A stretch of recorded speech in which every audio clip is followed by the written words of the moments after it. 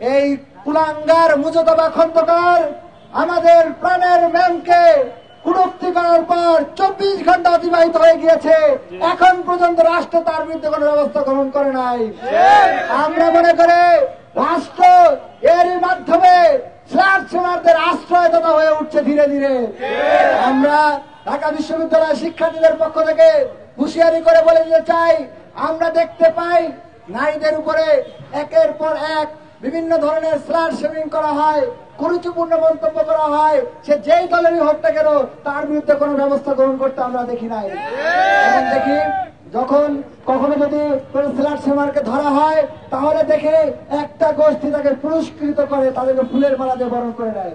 আমরা আজকের এই প্রোগ্রাম থেকে এর তীব্র নিন্দা এবং ধিক্কার জানাচ্ছি। আজকের এই প্রতিবাদ সমাবেশ থেকে গভর্নমেন্টের প্রতি আহ্বান জানাবো, ইন্টারিম গভর্নমেন্টকে হুঁশিয়ারি করে বলবো, আগামী কাল বিলম্ব না করে দ্রুততম সময়ের মধ্যে মুস্তফা খন্দকারকে গ্রেফতার করতে হবে এবং গ্রেফতার করে তাকে বিচারের মুখোমুখি করতে হবে।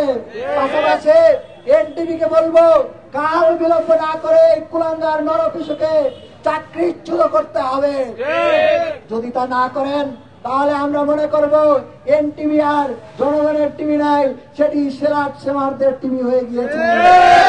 যদি এই ধারাবাহিকতা অব্যাহত থাকে আমরা প্রয়োজনে ঢাকা বিশ্ববিদ্যালয়ের শিক্ষার্থীরা এনটিভি ভবন ঘেরাও করতে বাধ্য হব।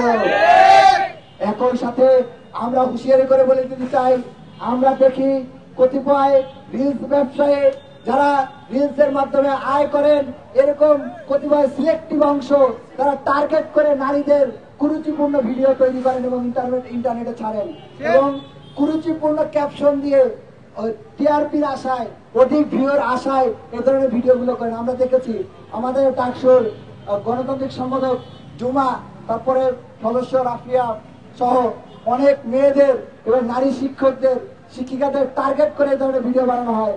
আমরা যদি হাতে হাতে ধরতে পারি এই ধরনের রিলস ব্যবসায়ীদের হুঁশিয়ারি করে বলে দিতেছি, আমরা যদি ধরতে পারি আপনাদের কিন্তু হাত পা ভেঙে দিব। আমরা নারীদের অপমান, নারীদের টার্গেট করে এই ধরনের কুরুচিপূর্ণ ক্যাপশন দিয়ে ভিডিও বানানো আমরা আপনাদের একদম পিডিএ সোজা করে দেবো, কিভাবে ভিডিও বানানো আমরা দেখে নিব।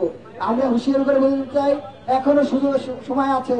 যদি আপনারা না শুধরান, নিজেদেরকে যদি না শুধরান এবং নারী বান্ধব না হন, তাহলে আপনাদেরকে আমরা যেভাবে হোক খুঁজে বের করে আপনাদের বিচারের মুখোমুখি করবো।